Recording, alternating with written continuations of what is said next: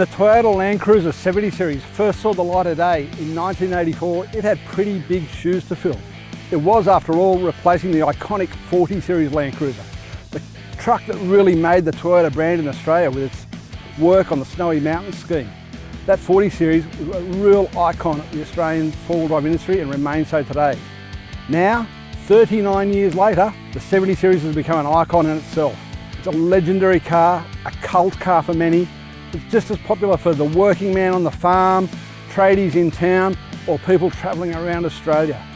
Of course, it hasn't stayed the same all that time. Over the years, leaf springs have been replaced by coils under the front. There's been multiple engines in there. We've had different wheelbases, wagons, utes, double cabs, all sorts of iterations over that almost 40 years' time. But here we've got the latest upgrades. And for the first time in a very long time, an automatic transmission. Now, the last one I remember was about 88, so it's been a long time coming. It's the same 1GD 2.8 litre engine that you find in the current model Hilux, Fortuner and Prados. It's very popular and well proven. In this car, it makes 150 kilowatts of power, 500 newton meters of torque. The same again as in those cars, except for the new Hilux GR Sport where it gets an extra 50 newton meters. But here, perfectly mated to this chassis, the working class type vehicle that it is. This engine combination is going to be available in all the current body styles. That's the double cab 79 pickup like you see here, the single cab 79 pickup, the four-door 76 series wagon, and the troop carrier, big two-door wagon, perfect for touring around Australia. No matter what you choose, you've now got a choice of the V8 diesel with a manual gearbox or this new 2.8 litre 6-speed automatic combination. All the models come with part-time four-wheel drive system with high and low range transfer case, diff locks front and rear. You got choices of Workmate, GXL, various specs across there. Some have got manual wind-up windows and vinyl floors, others have got carpet and some few luxury features. Some of the other extras you're getting with this new model with the 4-cylinder auto, you got downhill assist control, you've got lane keeping assist warnings, all those modern things you get in more modern SUV type vehicles. They're not detracting from this workhorse at all, they're just adding the safety, adding the features, making the car easy to drive. And that's what this new combination is all about. It is much easier to drive. The tracks we've been driving it on out here in the west of New South Wales have been slow, arduous, rocky tracks where you really got to stay on top of your game. And we've driven around it in both combinations, the V8 manual and the 4-cylinder auto. And by far, the 4-cylinder auto is much easier to drive. Same again when you're towing a caravan. We did the both, 3,100 kilos worth of caravan, the 4-cylinder auto with the extra torque it has over the V8 does it easy. So no matter what you want from your 70 Series and what you need to do with it, there's now different combinations, different wheelbases, different body styles to suit whatever you need. It's still a very exclusive vehicle, not a cheap vehicle. They're still starting around $70,000 and working your way up. And then you're going to want to accessorise it because there's not many dead standard 70 Series around. They've seen them around the streets, they've got all sorts of combos on them. Lots of things you can do with these cars, lots more options now, particularly for those who like to tow and insist on having an auto. The 70 Series is going to be with us a lot longer. Well, here we are. We're out on a private property outside of Broken Hill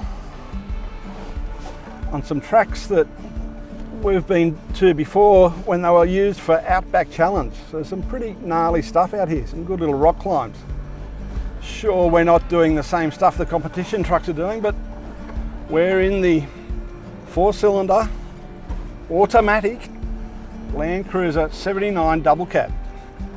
And before I jumped in this car, I was in a V8 manual and it drove around this track quite easily, loped around like we all know the V8 79 does, nice and smooth, but straight away driving the automatic does it easier.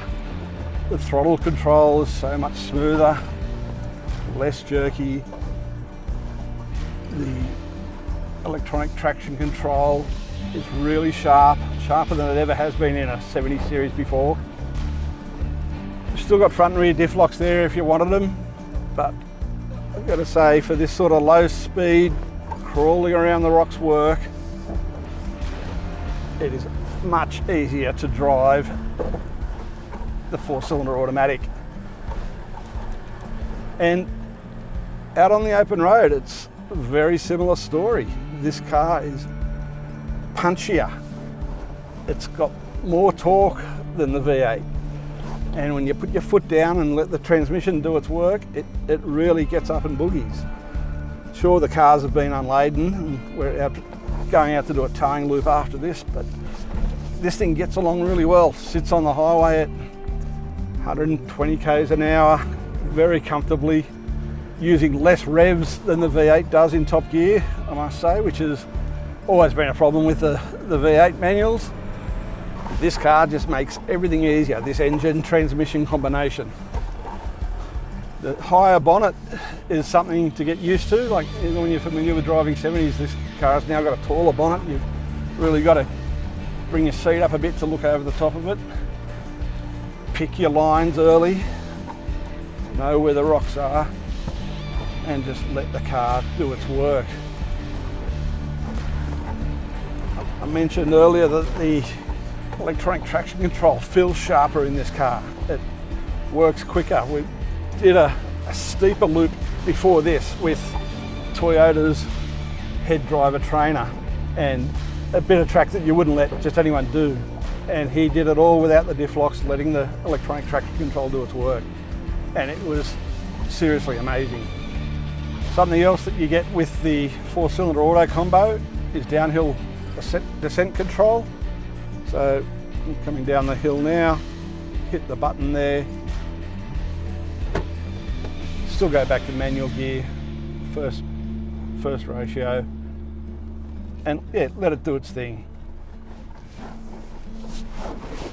And you can feel the electronics grabbing the wheel, the ones that are needed, keeping you nice and controlled as you're running down the hill. Now, as I said, I did this before in the manual V8. It did it all very well, but just not as smoothly, not as easily. So this is a giant sheep and cattle property. And if you were the farmer running around here doing this sort of stuff, this is just going to make your life a hell of a lot easier. If you're a recreational four-wheel driver going up to Cape York or Fraser Island or anywhere like those places, this makes your life a hell of a lot easier. And that's something Toyota's really pushing as well, that this makes the work a lot easier. And in terms of their fleet customers, like mining and government departments, of those, a lot of them don't like to let their staff drive manual vehicles anymore. So this opens up the 70 series to all those markets which it might have been dropping out of. And certainly we saw, with the G-Wagon, the government departments were picking them up because they specified it had to be an automatic. I'm sure that probably cost Toyota some market share back when that started happening. So they've got an answer to that now, and it's a bloody good solution. So for all the naysayers out there saying, why would you ever go with the 4-cylinder automatic?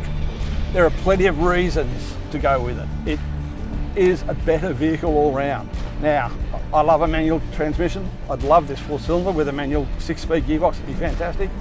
I also love the V8, but if you're spending a lot of time behind the wheel, whether you're touring around the country, working on the farm, towing your caravan, this engine transmission combination makes a lot of sense. It's going to make everything you do easier, be more relaxed behind the wheel, safer, a better experience.